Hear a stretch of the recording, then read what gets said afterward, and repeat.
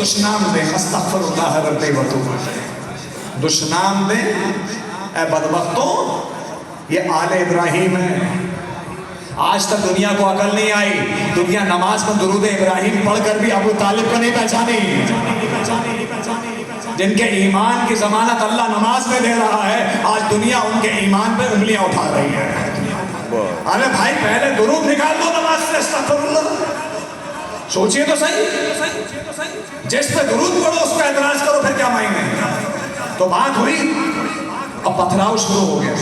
ابو طالب کہاں ہیں جانتے ہیں؟ ابو طالب گئے شام تجارت کے لیے، رسول خدا کو پتھر مارے جا رہے ہیں۔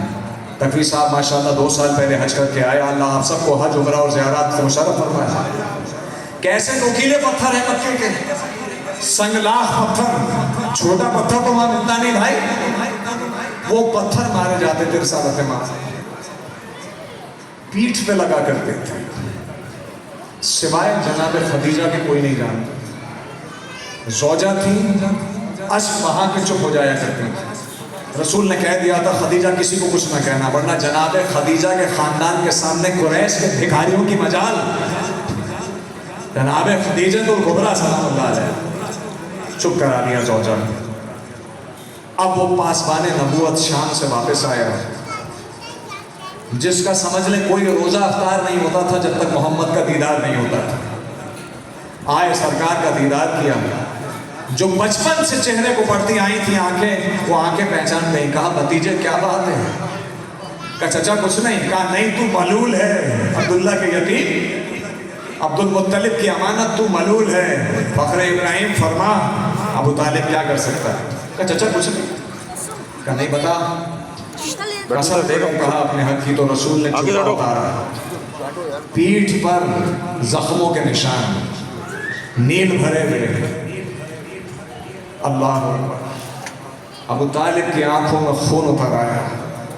طالب سامنے کھڑے تھے، بڑے بیٹے جعفر کھڑے تھے سامنے، جعفر طیار، عقیل بن ابو طالب کھڑے تھے۔ تینوں سے کہا اَیْنَ علی، علی کہاں ہے؟ علی کہاں ہے؟ کہا علی کو کیوں بلاتے ہیں بابا؟ قریش نے جسارت کی ہے، ہم آکے لو بالغ ہیں دیکھ لیتے ہیں۔ کہا نہیں، یہاں علی کا کام ہے، علی کا کام ہے، علی آؤ۔ جی بابا۔ کہا کل سے رسول خدا باہر جائیں تم ساتھ جانا، اپنا عہد یاد ہے ذوالشیرہ کا؟ کہا جی بابا۔ اتنی کمیونیکیشن ہوئی ہے، علی سمجھ گئے بابا کیا چاہ رہے ہیں۔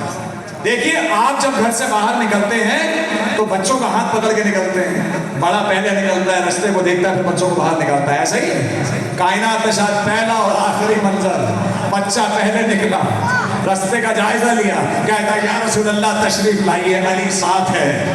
اللہ اکبر، نصرت علی کی آغاز کا یہ وقت، رستے میں ان 40 چیدہ اور چنیدہ کفار بدبختوں کے 40 بدبخت بچوں نے گھیرا ڈالا ہوا تھا۔